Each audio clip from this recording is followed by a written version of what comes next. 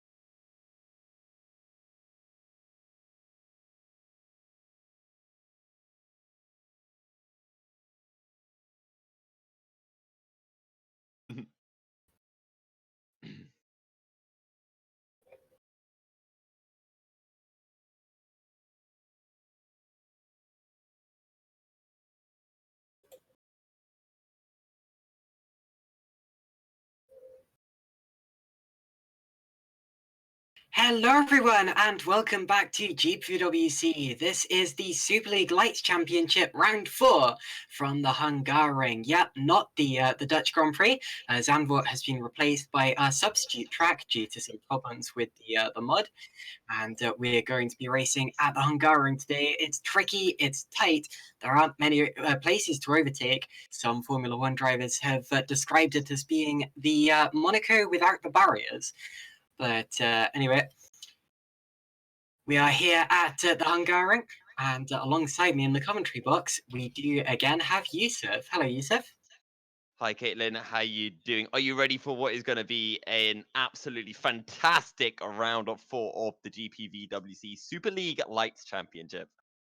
Absolutely am. We also have, of course, our streamer, Gerrit de Vries.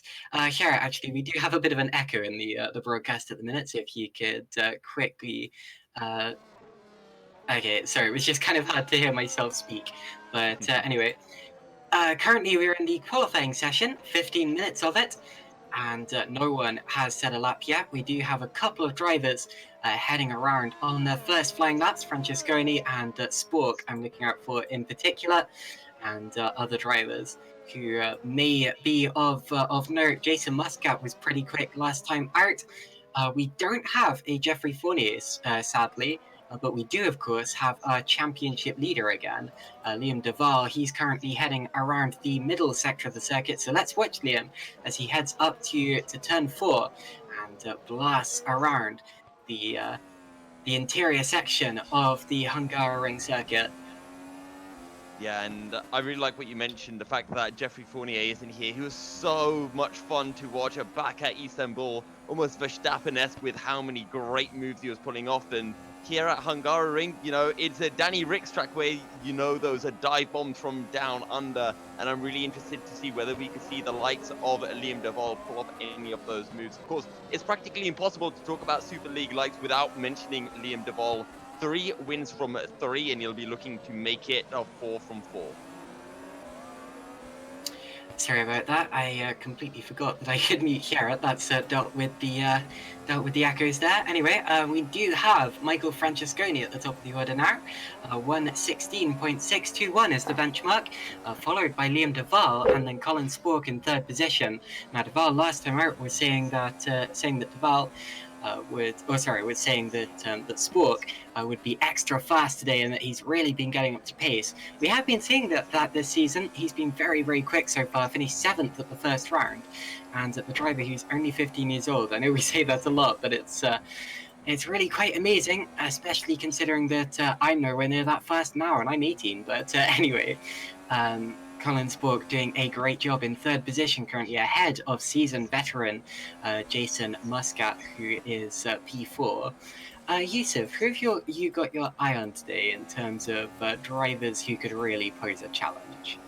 Well, obviously the go-to is, of course, always going to be Liam de Vries, but I'm going to go out there. I'm going to go with one of our fellow broadcasters, Sandeep Singh. He's all of a sudden he's popped up in the championship battle, currently sitting seventh, only 1 point behind Dao Tapper in sixth. So I reckon maybe Sandeep could have a pretty good run, maybe pick up some big points. My second go-to would be Colin Spork. We heard Liam de Vries say some very good words about Colin at the end of the Turkish Grand Prix, and let's see if Colin can deliver on those words. I'm also interested in the TG Racing drivers of Francesconi and Muscat because we know how fast they are. They were fighting, of course, last year for the Super Cup Championship, and coming into today, they theoretically have the best car in terms of they have the most upgrade points invested at the minute.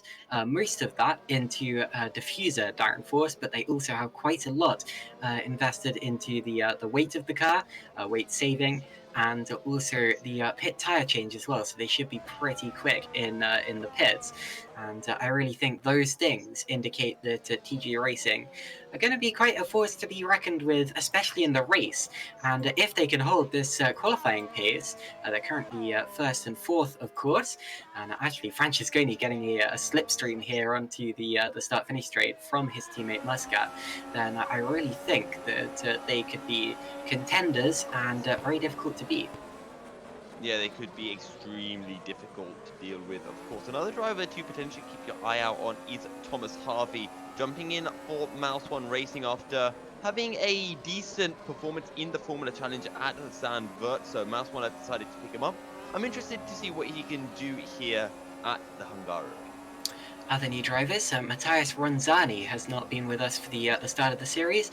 He is racing for TG Racing, and we've seen him previously in Formula Challenge last season with a best result of 10th, so he'll be hoping to do a bit better than that today. It's a tougher field, of course, in Superleague Lights, so we'll see how he fares against them. And I also noticed a couple of other drivers. Of course, you pointed out one of them, who is, of course, let me just find him on the entry list, who is, of course, Thomas Harvey. Now, Harvey is racing for the Maritz 1 team, who are still not yet score points. They did score points last time out, although they are still right near the back end of the championship, only just ahead of Bastvik, Fusion, and Drake. But Harvey, of course, also needs to go to Superleague Lights. He has also been racing in Formula Challenge this season. Best result of 9th, which was at the Netherlands. And he's also done a little bit of Super Cup, did a couple of rounds last year as well. Best result of 13th in that, but he does have an Academy Series podium to his name. So not particularly slow, but we'll see how he fares in Superleague Lights. Just seen a big spin for Adrian Faber there, bouncing off the barrier. He's currently 7th in this session, although it looks to me as if he's going to be able to get the car back to the pits, which is important since if you don't, then you don't get another chance. As Liam de Vries now posts the fastest time, 1:16.371, puts him to the pointy end of the order, right where we expect him to be, and he's ahead of Michael Francesconi by 2.5 tenths of a second, Yousuf. Yeah, and this is exactly where we expected de Vries to be, clear of everyone at the front and setting purple in sector 2 and 3. Maybe, dare I say, he could even break into those 115s if he could find an absolutely mega lap. And Colin Spork is doing a fantastic job, currently sitting in 4th and looking for what would be his best qualifying result of the season. Speaking of best results, someone to mention is Jukka-Pekka Lalu, who picked up a P4 last time out at Istanbul, and it was his best result of the season. Now, the other new driver today is Christian Malcharak. I don't think he has done this either, and he is racing for Fusion, replacing, I think, bin-Suhayl. Now, Christian Malcharak is brand new to GPVWC. He hasn't done any GPVWC competitions yet, so we have to say a big welcome in to Christian Mogyoród. He's currently struggling for performance. Not sure if he's had a representative lap time yet, but sadly he is down in 28th position, and he's actually wearing bin-Suhayl's helmet, I think, as well. So I don't think that's been changed. But anyway, down in 28th position as it stands, and beginning another lap. Yeah, another team that I do want to take a look at is Mayer Downward Racing Team, because you've got Jack Mayer and Lewis Bickerson. These have been two drivers that I feel have actually had a lack of consistency over the season. You know, sometimes we've seen Lewis Bickers towards the sharper end, sometimes it's been Jack Mayer. So I'm interested to see what they can pull out here at round 4 of the championship. Mayer Downward currently sitting 4th, and a big 18 points behind TG Racing. Indeed they are. Anyway, so with 5 minutes left to go in the qualifying session, we are just about to see drivers go out for their final flying lap attempts. A lot of the time we see drivers going back to the pits about now and then gearing up, and that is exactly what Michael Francesconi has done, and he's now just about to start another lap. He's got Slipstream and DRS. Of course, he would have had DRS anyway, but he's got Slipstream from Jason Muscat and hits his mugs perfectly down there into turn 1. Let's watch this lap for Michael Francesconi as he heads down to turn 2. This could be a real accident black spot of the day, as drivers tend to go for pretty ambitious moves into there. Now we head up the hill. Meanwhile, Sebastian Cosmal has gone 3rd. But anyway, let's keep watching Francesconi, who has to keep improving his lap to make sure that drivers like Cosmala don't beat him. Passing a bit of traffic there. Was that a little bit of a slide I just saw? That was a bit of a slide with the back end on the exit of turn 5. Francesconi is already purple in sector 1, and look how committed he is through the fast left right as he makes his way down into 8 and 9, just a little left through 9, back on the power. What is this sector 2 going to look like as he gets on the brake down into turn 12? He's not green in sector 2. Another little moment with the back end. He's just so greedy trying to get on the power as he looks for a nice late apex through 13, and now just 14 left, but Francesconi's going to dive in the pits, clearly not happy with this one. Yeah, it was a little bit ragged, but anyway, he's in the pits and he is going to get another chance. If you look at the timer, we still have just under 4 minutes left, and this circuit only takes 1 minute 16 if you do it right. It's a very, very short track, and as a result, yeah, he's definitely going to get another attempt. Meanwhile, Sebastian Cosmala also back into the pits. Of course, he recently put his car to 3rd position, 1:16.727. Very, very quick lap from him as well, but he is going to go for another attempt, as is Colin Spork. So they're all coming back into the pits now, and Liam Duval.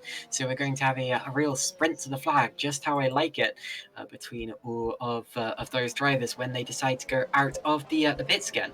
In fact, the only driver currently improving on their laps on the circuit is Ryan Elliott in.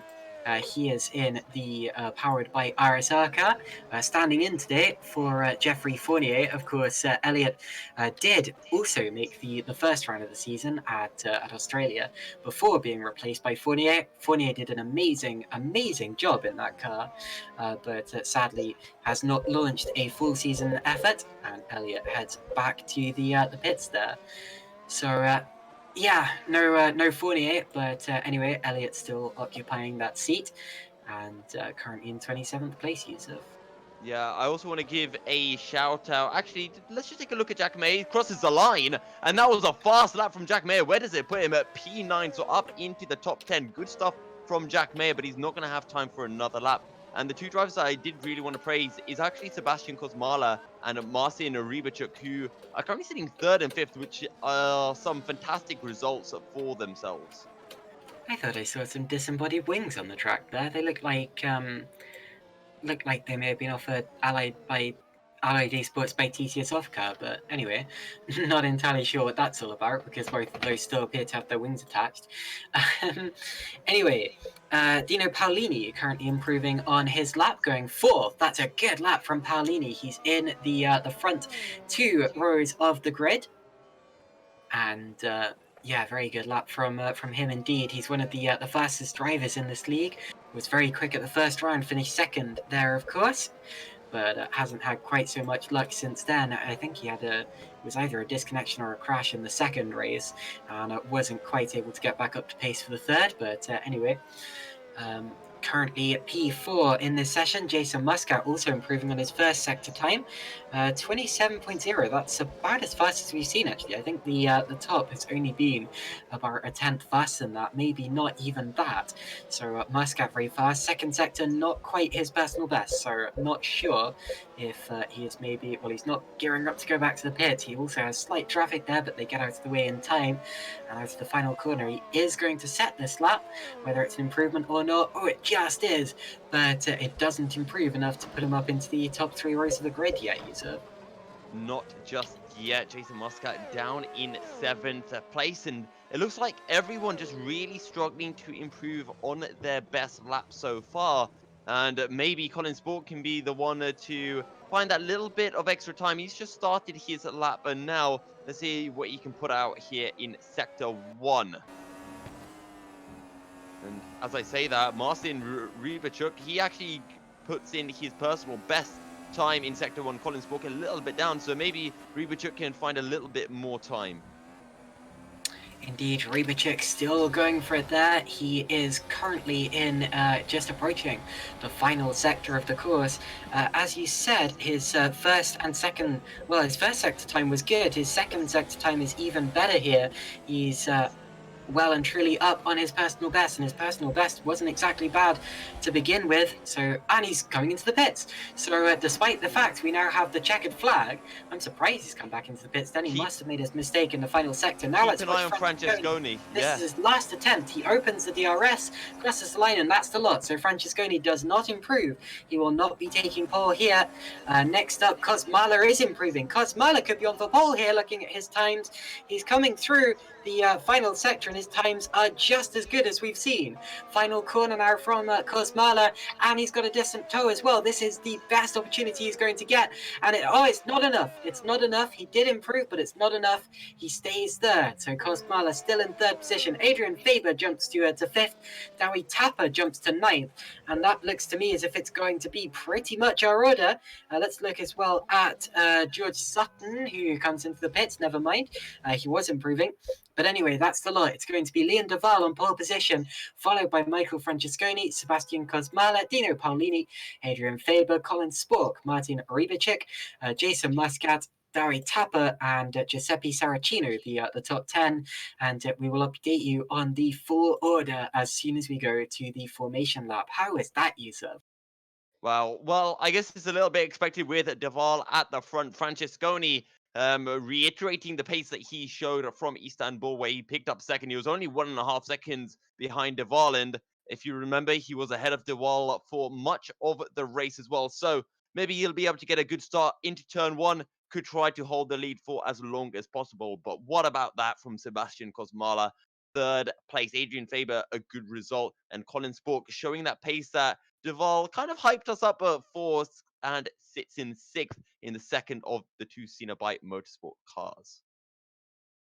So that's oh, and a good point actually in the YouTube chat from Josh Darnard saying they were talking about, I believe you said we're talking about MDR being inconsistent earlier, but Lewis and Jack both went within 200ths of a second of each other, and very, very fast as well. They were at P12 and P13, which of course is in the top half of the order, and faster laps than I could ever hope to set in my lifetime.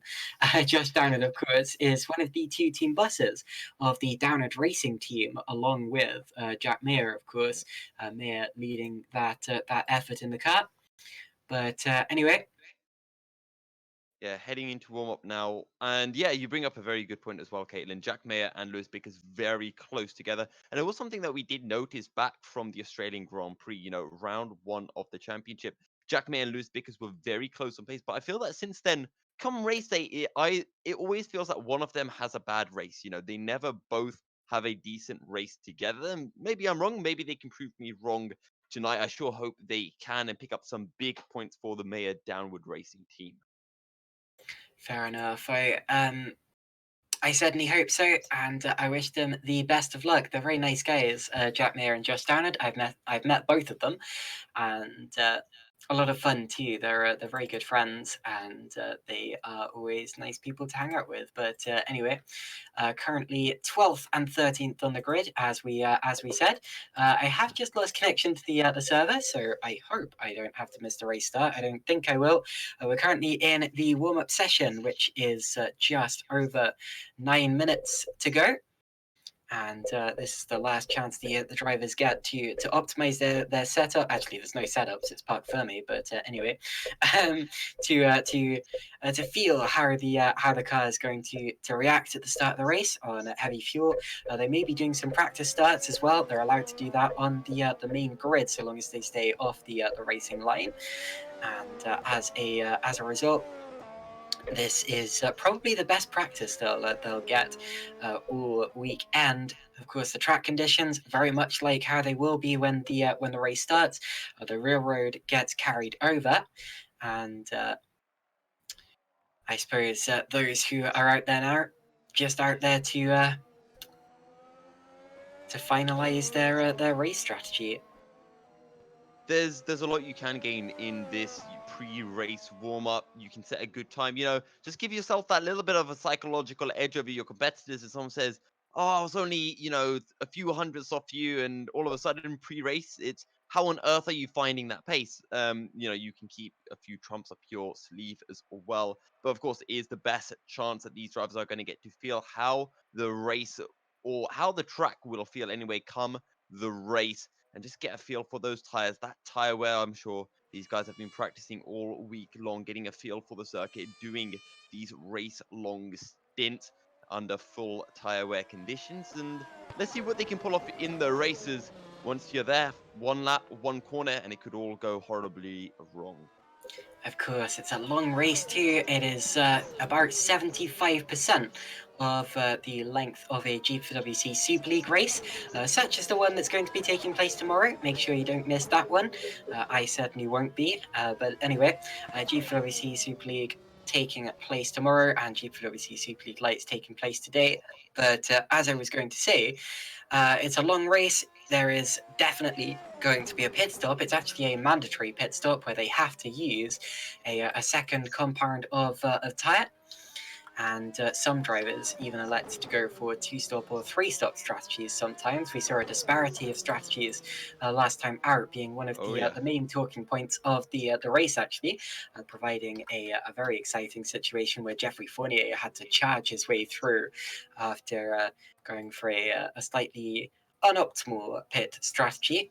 But anyway, today I'm sure we will see that again. The Hungaroring, interesting fact actually, is actually the site of the Formula One race with the most pit stops in history. The 2011 race here, I think, had about 100 pit stops in total over the 24 cars, which is really quite something. Pit lane was very, very busy there that day, and I wouldn't be surprised if it is here today either. Although, of course, one factor with that one is that back then, of course, the tyres were a lot more brittle than they are now. So we certainly won't be seeing 4 pit stop races, but I'm expecting at least 2s or 3s potentially. See, now that you bring that one up, Kate, I'm trying to remember 2011. What was going on in 2011? Hamilton Button in the same team. Hungary. Was that a Webber win or a Hamilton win? I watched that race not too long ago, so I should know about this. Okay. I have a feeling, I don't know actually, I have a feeling it was a Hamilton win, but I don't know. I remember that. Was this the race where Vettel and Webber were behind the safety car, and Vettel tried to give a big gap to Webber because he hadn't pitted, and he got in trouble for leaving like too big of a gap? I believe that may have been Japan. I do remember there was a It was Hungary, but I blew don't up, know if it was but 2011. anyway, I digress. We're going a bit off topic here, but that's okay. The Hungaroring, of course, does have a lot of history in Formula One. It was the very first Formula One race held behind the Iron Curtain when it made its debut in 1985. There's some famous footage back then, of course, of Ayrton Senna going right the way around the outside of Nelson Piquet, to take the lead that year. I think he went on to have an engine failure, if I remember, but I wasn't alive yet, so there's my excuse if I'm wrong. And it's been hosting Formula One races since then, of course. A couple of different layouts. The final sector's been reprofiled a bit. That got reprofiled in the early 90s, I think. And also, they used to have a chicane where turn 3 is now. Good job that that chicane's gone, because that's one of the only straights we get on the track. So taking that away was never really a good idea. But anyway, of course, the track also famous for exciting, unpredictable, and dramatic moments like Felipe Massa's injury when he was hit by the spring. Fernando Alonso losing his tyre while leading the race in 2009. Heikki Kovalainen scoring his only win here in 2008 after Massa's engine blew up, and of course many other defining moments in Formula One's varying seasons have taken place at this track as well. Of course, GPVWC Super League and Superleague Lights have also been going here for a very, very long time. We've had last year, I seem to remember, I think Madcape scored a top 8 finish, which was quite something. It may have even been a top 6. I can't remember who was driving the car, but if my memory serves me correctly, that happened, and I seem to remember it was relatively close up front as well. And that's certainly not the only exciting race that we've ever held at this track. It's one that I always look forward to, and I'm sure it's going to provide us with a good one today. Yeah, and I do want to talk about one particular thing, Caitlin, and that's overtaking. Hungary, it's a very tight track, as you mentioned before, normally labeled as the Monaco of racing circuits, but Hungary does still provide a lot of decent overtaking opportunities, and for anyone who watches Formula One, Danny Ricciardo shows how to pull off those overtaking moves, and one of those biggest moves are going to be in turn 1. Watch out for that late braking, diagonal braking towards the apex, and just throw it down the inside. You could also have a look into turn 2, and the other overtaking possibility is turn 12 when you enter sector 3. Those are going to be the only 3 real overtaking spots off the track. It's just really 1 and 2, but let's throw in turn 12 as well. I thought I was being really clever with my F1 knowledge, but apparently I got quite a lot wrong. Alex Turnbridge corrects me. Apparently Jensen won in 2011. That sounds right. I thought it was a McLaren, but I'm just making excuses now. Alex probably knows more. I think Alex might have used something called Google. Probably. I'm calling Alex out there. I don't know who you are, Alex, but I'm calling out your Google usage.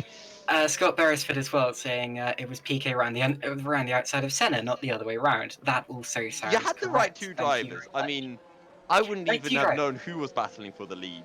I didn't even know Hungary was on the calendar. I also had the right year as well, so yeah. But anyway, that's just my defense. Also, it's warm up. Of course, I'm going to go on a bit of a tangent about something like that. You're warming yourself up, right? I'm warming myself up. Yeah. Anyway, so we now have just 1 minute to go in the warm-up session before the race begins.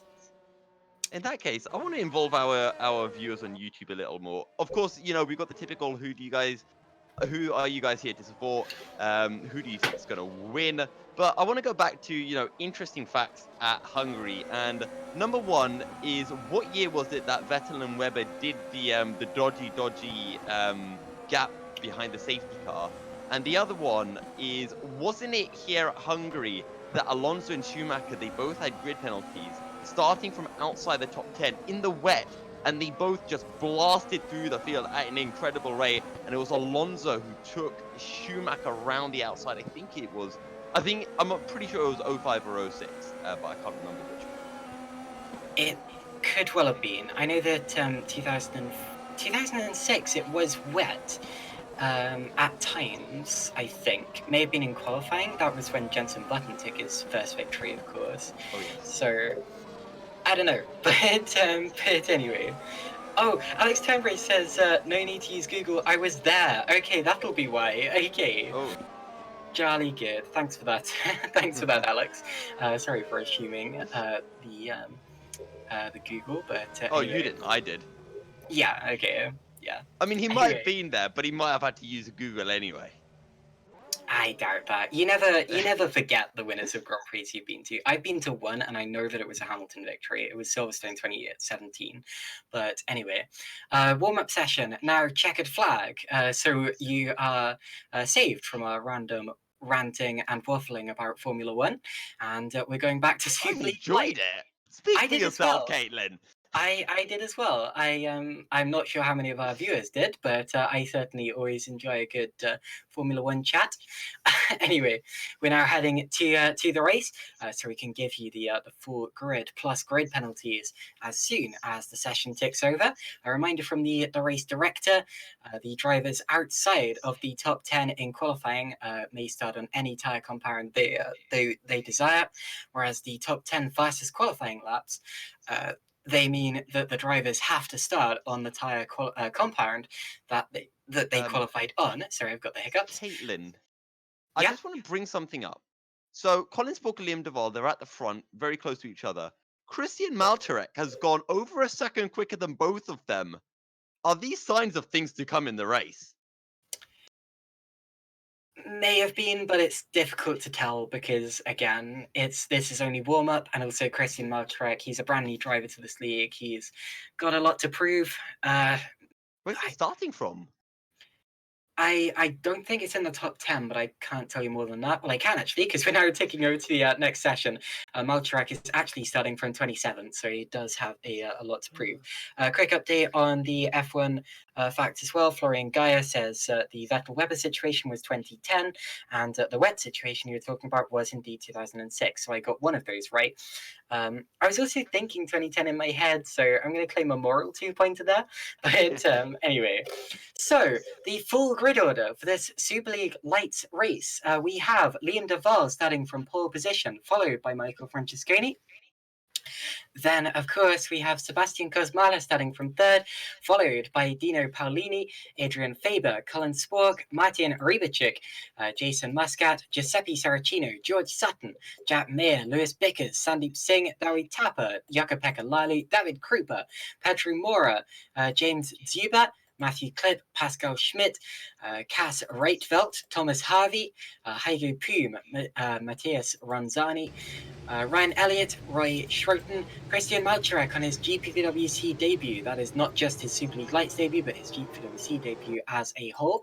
Then it's Stefan McCready, Mark Fuller, and Terence Garak rounding out the field. And one of the drivers from the top 10, I've noticed, has got a grid penalty.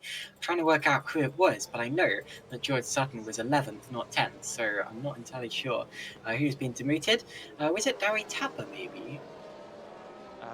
Potentially so. I do remember Tapper being quite high up the order, so that could be one. Maybe it could have been Pedro Mora as well. He's a quick driver, so he could have been a little bit higher up. And Jaka-Pekka Lalo. I think it was one of those three, personally. Also, I'm going to go right out there, Caitlin. Christian Maltarek, top 10. Oh. I'm just going out there. Yeah, I think it's going to happen.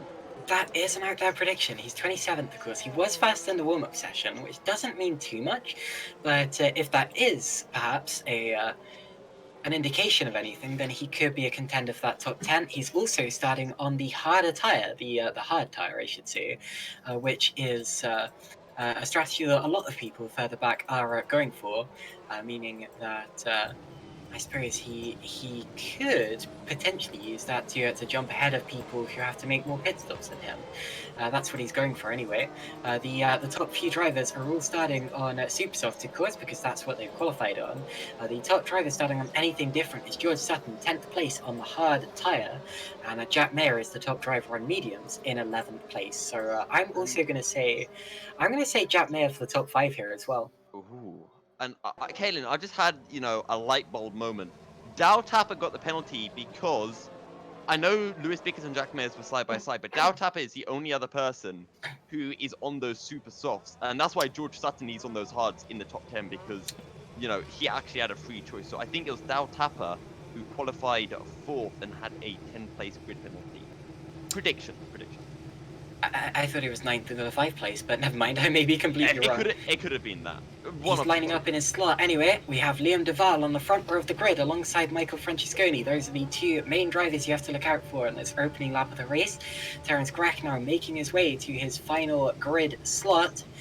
And we wait for the 5 red lights. 5 red lights at the front of the field. All of the eyes, the 60 eyes on this grid, will be pointed at those and waited for the race to begin. Here we go. 5 and go! Away we go! And de Vries immediately points his car across to Francesconi. Francesconi in the slipstream immediately, and they're pulling away from third place. Third place is wide. Francesconi around the outside, and there's slight contact further back with Colin Spork, but he gets through okay. So it's de Vries who leads down into turn 1 and turn 2, followed by Francesconi. Paolini is around the outside of Faber now. They bang wheels, they rub wheels, they lock wheels, and Paolini's gone over the grass. Paolini is going to be demoted to 8th position, potentially 7th at the minute, and that means that Faber is going to be 3rd as they head up to turn 4. So drama for Paolini, although he did well to keep it pointed in a straight line, Yousuf. Yeah, he did very well indeed, and it was a great start from Faber. He was on the outside of Paolini, heading down into turn 1. How he got such a good start, I don't know, but I think it was all kind of kick. And there's a big crash in the mid-pack. Cars flying up in the air, heading down into the chicane. Oh my word, we got Roy Schroten's just bounced over the top of several other cars. Matthew Klipp's been spun. Ryan Elliott went off in his own incident. Hygo Poom was involved as well. So was Ranzoni, Tuba. That was absolute carnage there down at the chicane. And I believe Roy Schroten's going to be out this race. He was upside down in the gravel there. Oh, and there's another incident. That's Thomas Harvey and Stefan McCready on the exit of turn 11. So I don't know what's happened between those two, but there's been a lot of big incidents, and it's affected a lot of drivers. Yeah, that was McCready losing it all on his own, and Harvey went off in avoidance. First driver out of this race, I think we're probably about to see, is going to be Roy Schroten, I expect. We've also got another driver running without a rear wing, Matthias Ranzani. So we're going to have plenty of cars into the pits at the end of this lap. Pascal Schmidt is in, Ranzani, Harvey, Schroten, McCready, they're all going to be in as well. And something's happened to Kosmala. Kosmala is DNF'd. Kosmala suddenly disappeared from the front of the order, and that's disastrous because he was running in 4th position. Big shame for Sebastian Kosmala there as de Vries continues to lead. De Vries still leads over a second gap to Francesconi, and he's showing the pace that he has had all season long. Faber still sits in 3rd ahead of Colin Spork, who's having a great run so far in the Siena Bike Motorsports. And then, of course, you've got Marcin Rybachuk ahead of Dino Paolini, Jason Muscat with George Sutton, Giuseppe Saratino, and Jack Mayer completing the top 10. So after a carnage-filled start, a chaos-packed start, I should say, Liam de Vries leading by 9/10 of a second over Francesconi. We'll see that gap update now as they cross the start-finish line, and probably this lap the DRS will be activated. It's actually less than 9/10 of a second as they cross the start-finish line. So Francesconi at this rate will still be getting DRS off the back of Liam de Vries, and may be able to attack. We'll see as it develops. Adrian Faber less than a second back in 3rd position as well. He will also have DRS next time they enter a DRS activation zone. There's only one DRS activation zone on this circuit. That's the one stretching from the final corner down to the first corner, and they're going to get that this time around, I expect. Kosmala, surprisingly, do they not get it into turn 2 as well? Because I know in the F1 games you do. Yeah, they do in Formula 1. I'll keep an eye out on that. I genuinely forgot that. But anyway, aside from that, I was going to say it's quite incredible, but Sebastian Kosmala is our only DNF, as every driver other than him has somehow managed to keep it going.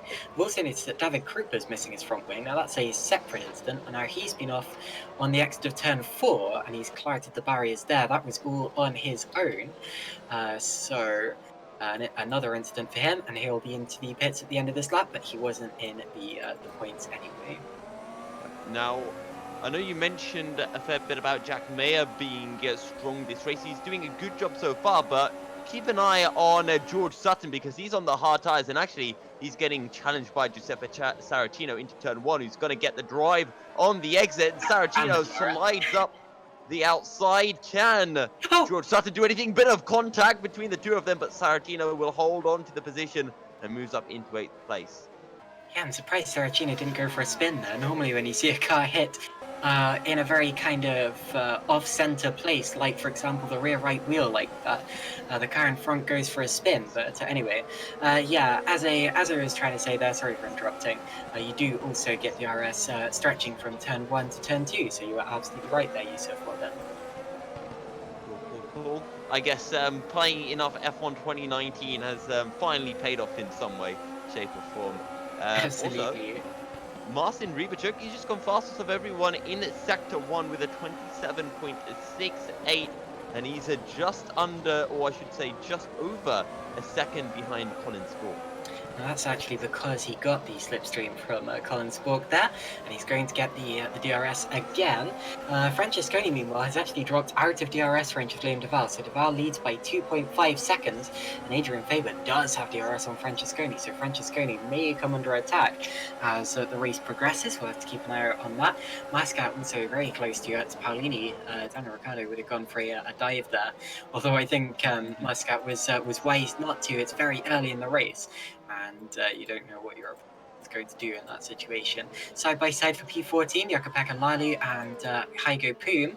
Poom trying to hold it around the outside. Lalu is claims that position for now. He is, of course, on the harder tyre, which is why Poom... Oh, and he's gone over the grass there as Poom has done a good job to keep it under control. Often you can really unsettle a car by doing that. But yeah, I wouldn't be surprised to see Poom going through in the next couple of laps. Lalu, of course, was one of our drivers of the day last time out, who climbed right the way up the order on a very alternate, a non-optimal strategy, I suppose, where he started on the harder tyre, ran it for a very long time, and then did a one-stop onto soft tyres and finished the race in 4th position, I believe. I think he was your driver of the day, and a very deserving... Yeah, very deserving one at that, and he is currently running in 14th position, but again, going for that harder tyre strategy, so I wouldn't be surprised to see him finishing with a good result here today. Now, George Sutton might be having a bit of a change of career. Maybe he's going to be going into the train industry because look at the train of cars that's starting to form behind the Fusion Racing man. You've got Jack Mayer, Lewis Bickers, and then Dow Tappan, Sandeep Singh slowly closing in what is the battle for 9th place. And here we go, Jack Mayer looking for the inside, but he dives up back onto the outside and just showing his nose to George Sutton currently. A lot of traffic down into turn 1 had the leaders. Thomas Harvey kicked dirt in Liam de Vries' face as de Vries was coming through, and these of course are the drivers who had to pit at the end of the first lap that Liam de Vries has caught here, making of course lap freeze much earlier than usual. He's now got Ronzani's pass, and Ronzani's been getting blue flags for quite a while here, but has not... Oh, now he's getting out of the way. He didn't really have a choice there because he spun it into the wall. So Ronzani crashes out of that position, and he's lost his front wing. So that's going to be another pit stop for Ronzani. And in his GPVWC Superleague Lights debut, he's already going to have crashed twice now. Just trying to check George Sutton, not in the top 10 of the championship, but looking to pick up some big points as well, and just wait to see what pace he'll be able to show in that final stint when he does go on to those soft tyres. And he can really start climbing through the order, but it'll all come down to how well he can defend up from the Mayer Downward Racing boys as we make our way onto a lap 7 of 58. Now, I've just had a look back at the opening lap incident to see exactly what triggered it, and what it was simply Roy Schroten missing his braking zone, misjudging the gap between him and the cars in front of him, and flying over the top of all of them. So that's how that all happened. I'm not trying to put too much blame on Schroten. It's a very easy mistake to make, and I'm not saying there was any malicious intent or severe negligence from Schroten in any way. It's simply the kind of mistake you make on the first lap, and the kind of mistake that Roy Schroten did make, but made for a rather spectacular accident and sadly a lot of ruined nights. Now, I want to see something coming in from the Mayer Downward boys, and that is something called team orders, because Jack Mayer finds himself on the medium tyres, Lewis Bickers is on those soft tyres. Vickers has a much better chance of getting past Sutton than Jack Mayer does. So I want to see Mayer letting Vickers through and giving Vickers a shot at getting past George Sutton, who is running these hard tires, because the longer they stay behind Sutton, the bigger and bigger impact this is going to have on their race, and a negative impact at that. Cas Rightfeld's just had an incident too. He's spun right into the racing line and has done a good job of reversing out of danger there. A couple of cars having to scatter to avoid him. But anyway, good job from those drivers to avoid him. Terence Grech had to put 2 wheels on the grass to get through there. Also, I'm going to say about the MDR thing. I do think the team orders would be wise, although I think it would be wise to wait for a bit until they can start to get away from Sandeep Singh, because I think that if Mayer tried to give way to Vickers at the minute, Singh would come flying. Oh, sorry, Dari Tapper and then Sandeep Singh would both probably come flying straight through. So it's probably a little bit too early to do something like that. But if they had a gap behind them, I would absolutely be saying yes, do the same thing. You have a much better chance of getting past Sutton with Vickers ahead of Mayer. Yeah.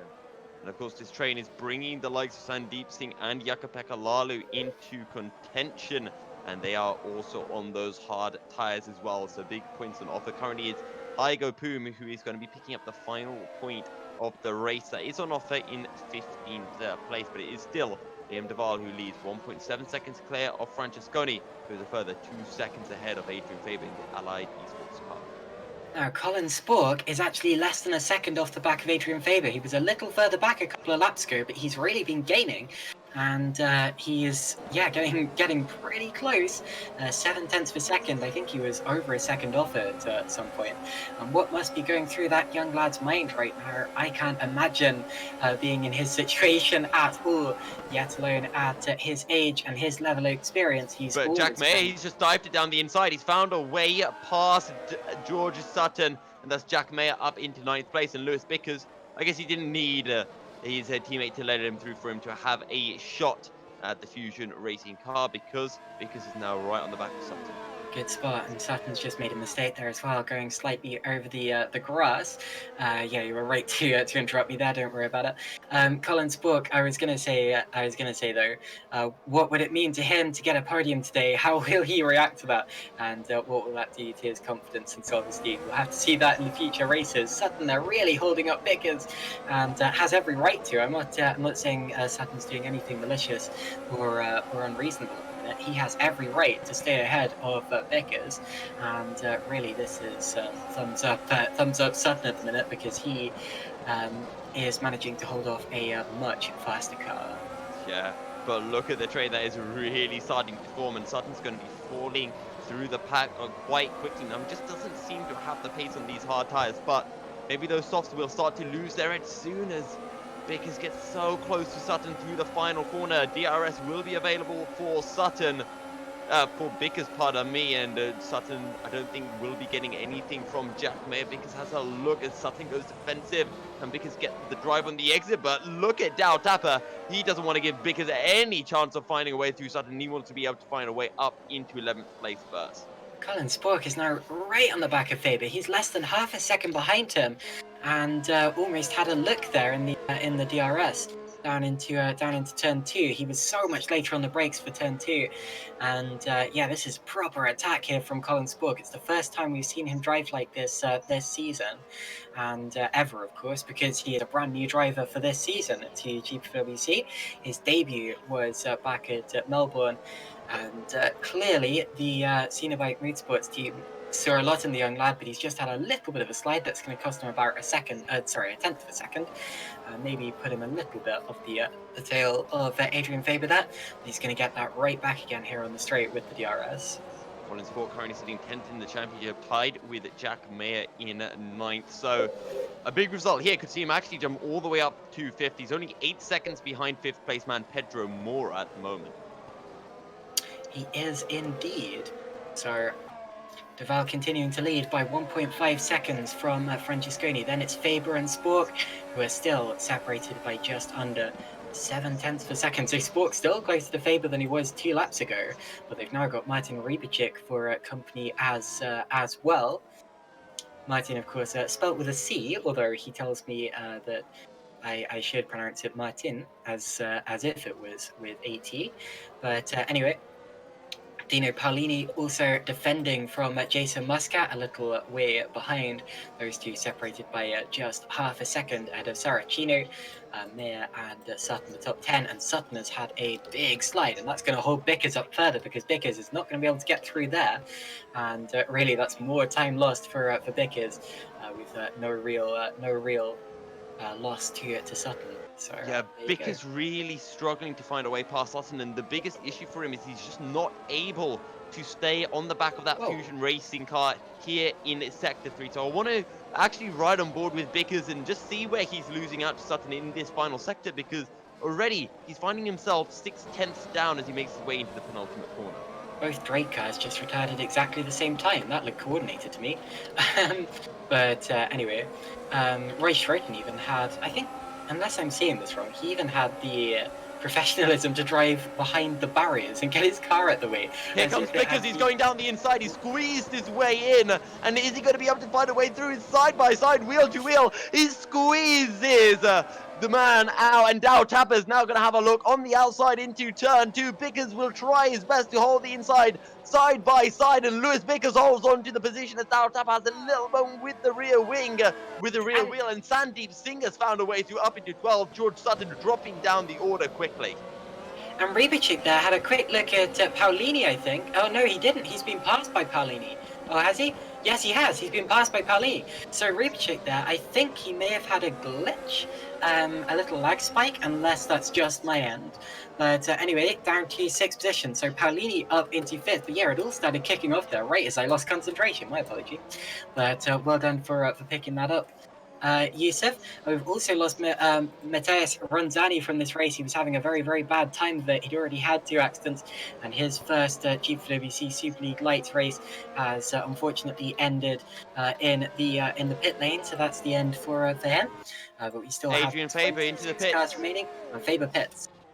Yeah, first man on those soft tires to come in the pits on lap 13, I should say at the end of lap 12. Now, something that I am quite interested in is to see, can Lewis Bickers actually pull away from Dow Tapper? And the answer might be no, because Dow Tapper is right on the back of Bickers as they make their way through turn 1. And Sandeep Singh, from where to where, now finds himself in 11th.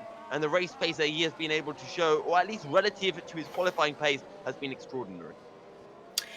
Absolutely, it has. Of course, you tend to lose a lot of pace from qualifying to race due to the heavier fuel loads, but and the difference in attitude as well, and difference in ambition.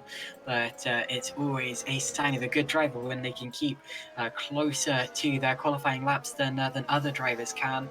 Anyway, you've got Bickers still defending from Tapper as he. Well, that's traffic there. He's trying to get past. That's Thomas Harvey. He's running in 26th and last position. And Harvey's just about to get lapped by his teammate as well, who is at the back of this train. But anyway, Tapper on the back of Bickers, and they're going to be held up by this because Harvey doesn't look to be in any rush to get out of the way here, although that does mean they'll have DRS on the straight. And my man Christian Maltarek, he's still down in 21st, so maybe in that warm-up session he was just running on those super soft tires and just putting in a quick qualifying lap, which is why he was so much faster than the rest. But it is still Liam Duval who leads almost 2 seconds up the road from Michael Francesconi, and Colin Spork, who's now been cleared and has some fresh breathing room, finds himself 8 seconds behind his teammate. So Dowie Tapper and Lewis Bickers did manage to get past Harvey cleanly there. Harvey, in his defence and to his credit, did get out of the way as they went onto the start-finish straight, and didn't continue to block then. But Bickers managed to defend with the DRS. I can almost guarantee if he hadn't had the DRS then, he probably would have lost the place to Tapper. So that may have been a bit of a blessing in disguise for Bickers.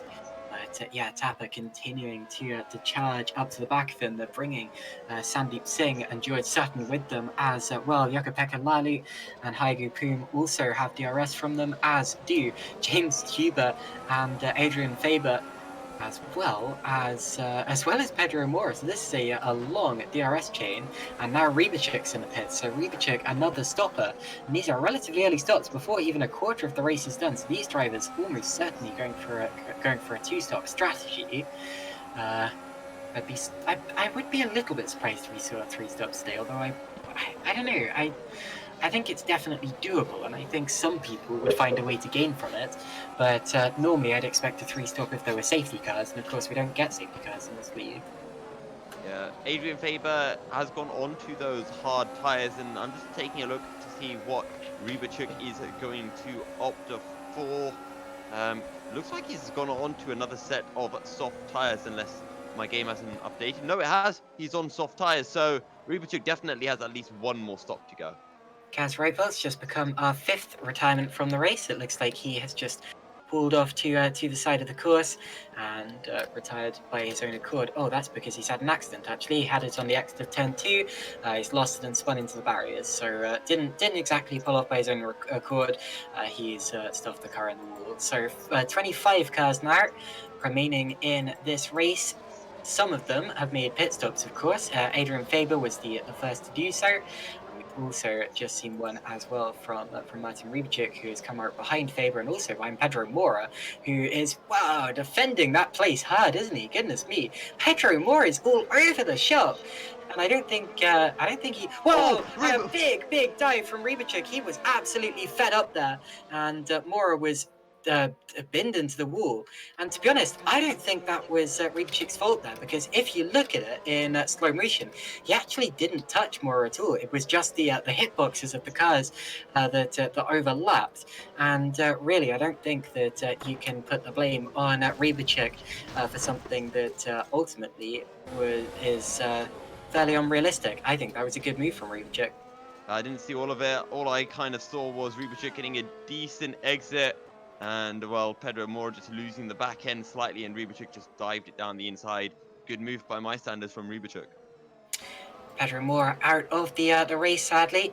Of course, I was saying that it wasn't Rybachuk's fault, but I also should say I don't think it was Mora's either.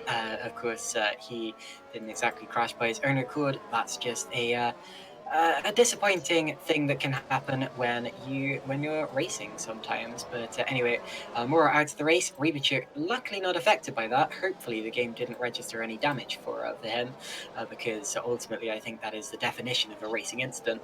Faber there locking up slightly as he takes a look at James Tuba for 14th position.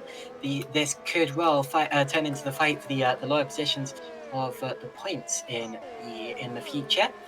When the pit stop stages sort themselves out. No more significant pitters on that time around, but anyway, I'm sure that we will see stoppers sometime soon. Now, Faber and Rybachuk are going fast, and Rybachuk especially so, just setting the quickest lap of the race over 19.3. But the issue is they've just caught up to the back of James Zuber, who is in this big long train that goes all the way up to Lewis Bickers in 8th place. And they're going to be losing so much time here, because it's one thing finding a way past someone. It's another thing doing it at Hungary, and then it's a completely different thing doing it when the person in front of you has a DRS from the 3 cars up ahead and a big whack of slipstream.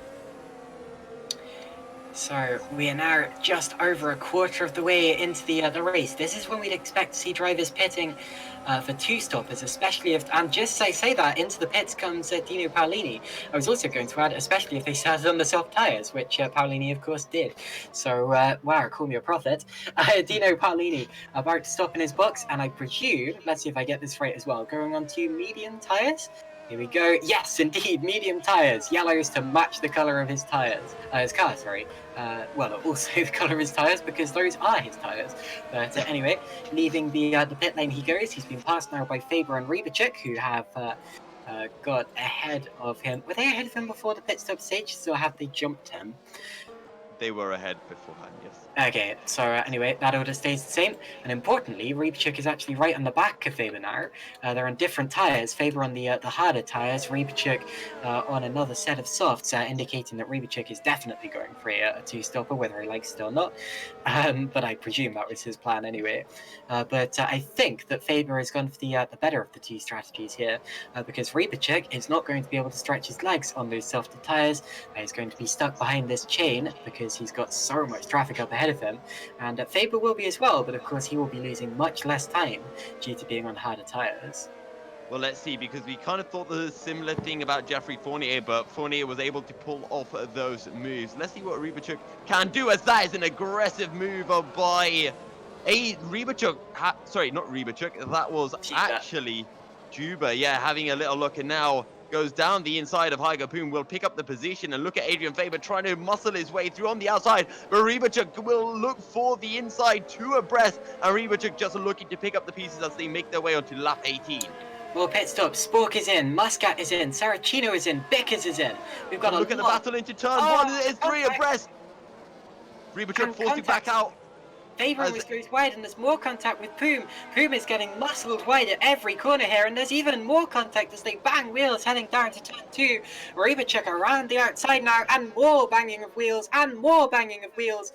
Rybachuk on the inside, and they bang wheels once more for good luck, and Poom goes off. So that is Rybachuk up into 11th place, and Poom down into 12th, and he now runs off again.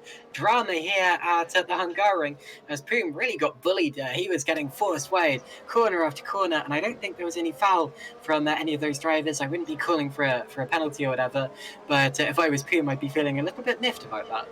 But Colin Spork, remember, he was behind Adrian Faber when Faber pitted. Spork stays out 3-4 laps longer, comes into the pits, and look at that, he's come out 4 seconds ahead of Adrian Faber. So being stuck in this traffic has hindered Faber and Rybachuk so hard, and now Spork is right on the back of Sandeep Singh in what is the battle for 5th place. In effectiveness, Spork already has 2nd place. Dari Tapper now into the pits. Yep, Dari Tapper now into the pits as well. Probably also to go onto the medium tyre. That tends to be what drivers go onto at this stage of the race, especially if they are going for a two-stopper, because that means they can stop. Look at Rybachuk, really late on the brakes into turn 1, but he's on the outside. He's not going to be able to find the grip. Can he get the drive on the exit? I don't think he can, but Adrian Faber, he has to defend from Rybachuk as well as try to close into James Zuber. Dari Tapper actually went onto the hard tyres that time round, and they double stocked. They double stacked the ZRX. The Hygo Poom probably lost about half a second from that, as he also went onto the hard tyres. Little bit of a miscalculation with the double stacking. Probably would have been better to bring Poom in a lap earlier or later. But anyway, they're both now on the harder tyres, meaning they are probably trying to one-stop this and go to the end on hards.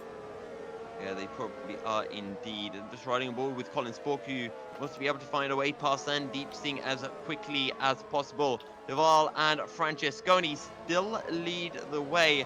Actually, Francesconi is on hard tyres now. Duval onto those medium. So difference in strategies from our leaders. Indeed, Jeffrey Fournier in the YouTube chat also points out that Rybachuk will probably be undercutting Faber for track position. That's very true. I said Faber probably has the advantage in terms of strategy, as now Jack Mayer pits, but I do think here comes Colin Spork looking down into turn 1, nice and late on the brakes, and Spork will take 3rd place from Sandeep Singh.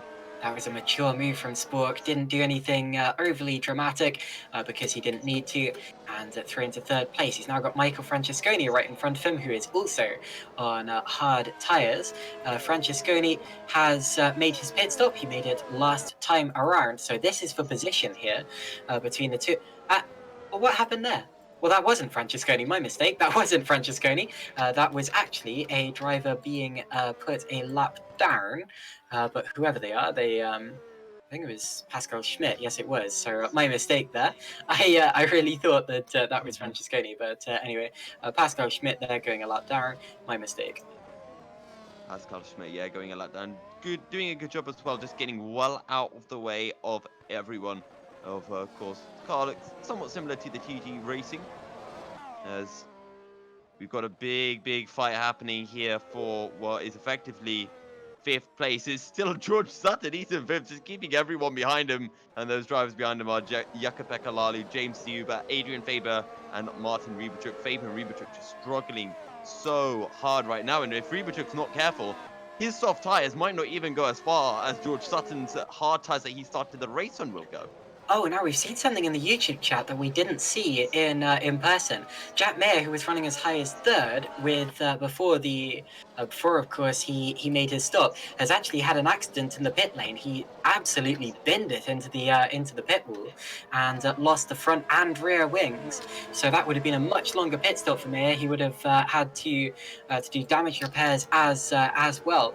And often you get it so that you don't repair all of the suspension damage. So I'm not sure if he's still handling weirdly, maybe. If he isn't, he's got away with that rather luckily. Although, yeah, lost a lot of pace there. So Jack Mayer, who I believe turned 20 a couple of days ago, has, I'm afraid, had a bit of a setback there. All of you young guys turning 20, being 18, you're making me feel old, and I'm only 21. Jolly good. That being said, though, yeah, I was wondering why Jack Mayer had really dropped down the order, but I guess there's always some form of misfortune that strikes the MDR Racing, or I should say the MDR team at some point. Jack Mayer down in 19th. However, it is Lewis Vickers who holds up the flag for Mayer Downward Racing. He's currently in 14th place. But again, struggling to just close back into Saracino, who is in third. So we've got a move now going on. Adrian Faber under attack from Martin Rybacek again. Oh, as James Zuber gets a little bit wonky, he may be thrown into the equation here against his will. But anyway, somehow they all stay in the same order again. I'm really surprised that Rybacek hasn't caught past Faber yet. But we know that Faber's good in defense. Faber now going a little bit defensive again. No, that was actually, he held his line. That was Rybacek taking the inside line. But yeah, Rybacek keeps trying it down into turn one every single time and just hasn't been able to find a way past just yet. Yeah, Rybacek looking aggressive, looking for a way through. He clearly has the pace over Adrian Faber, but I don't know why he put on those soft tires when he knew that he's going to be in a whole heap of traffic. Maybe he thought everyone else would pit quite quickly, but, well, his calculations have been off and he's going to pay dearly for this. More DNFs now. Pedro Moore is out, sadly, despite qualifying, I believe, in the top 10. Oh, wait, I said that. That's because of his crash earlier on. Never mind. Duh, we caught that. Matthew Clipp is also out of the race, and that's listed as a suspension issue, so I presume he's had an accident somewhere. Yes, he has. He has had an accident at turn 5, and that is the end of his days. So Matthew Clipp becomes 8th retirement, 7th retirement, and we have 23 drivers still in the race. James Zuber now in the pits, going on to harder tyres, so he will be one stopping it, and he will exit the pits, and that will release Adrian Faber now to the back of Jakub Lally, who's only just up the road. They're almost in DRS range, and it will also mean that Rybacek might have a better chance of getting past Faber himself. I'm still going to bring this up. Sandeep Singh started on the hard tyres. Rybacek pitting onto these soft, so he's gone soft.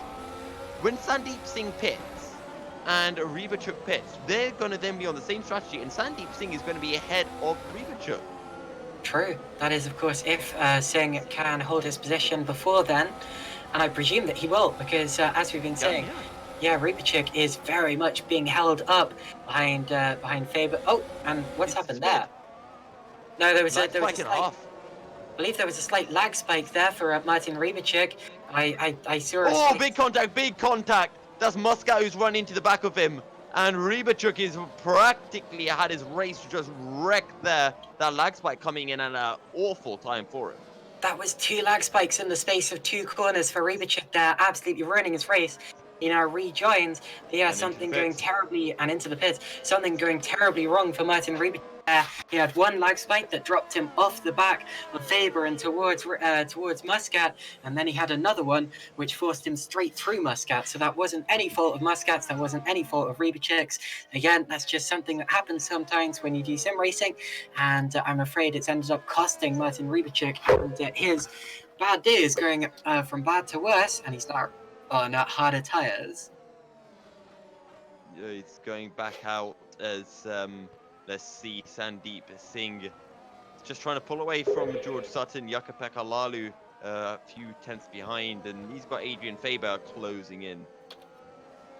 Good luck making those hard tyres work as well, because the problem with that is he's already made a pit stop, and now he's going for a second, so he can't exactly use the hards to make it a two-stop strategy. He may have been forced to pit there. I wonder if he had a lot of tire damage from his spin, maybe, or pitted out of precaution for any potential flat spotting he may have had. But whatever the case, he is certainly not going to come off as well as drivers who make the hard tires work for a one stop. Yeah, indeed, and it's going to be very interesting to see who is actually going for this one-stop strategy and who is going for the two-stop. We know without a shred of doubt that there is, well, I was going to say Rubicek had another stop to do, but he just had to pit after that incident. So let's see if Adrian Faber, how long he can go for on his medium tires. Francesconi, he's gone onto the hards after his soft, so we'd expect him to try to run to the end. So, drivers and their strategies. Jukka-Pekka Lalu is currently running on the hard tyres, catching George Sutton on his hard tyres. Neither of them have stopped yet. This is absolutely for position in this race over what is 5th position at the minute. Will probably be slightly further down the order later.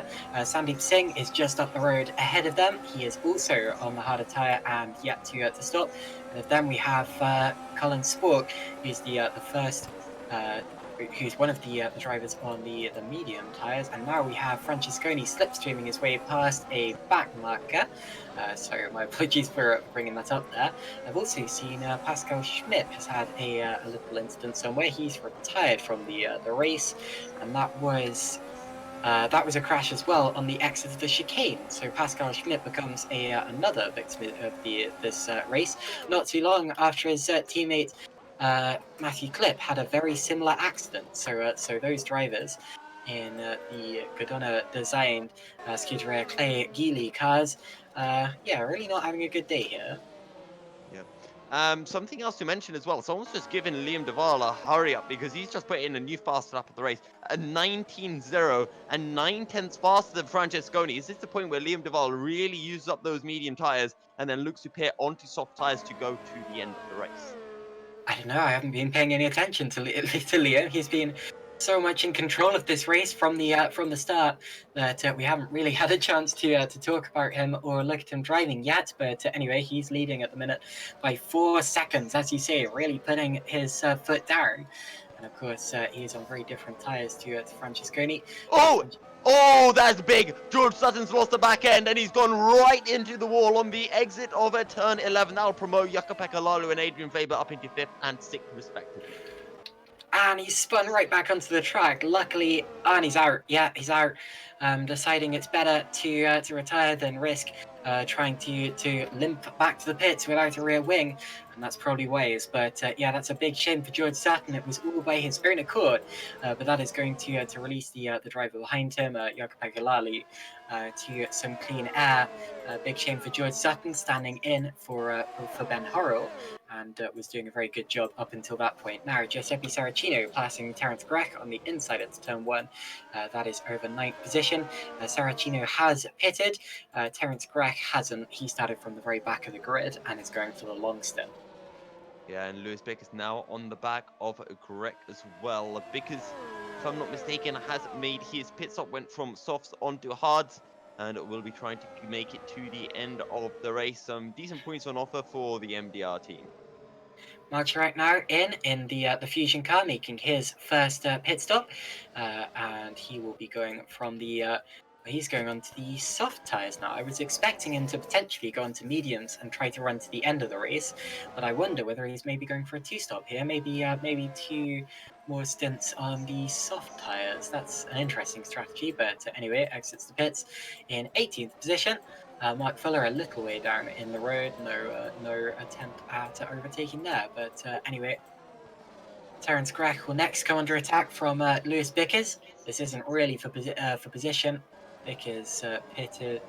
Wait, did Bickers pit? I'm not sure he Bickers did. has pitted. He started on the soft tires.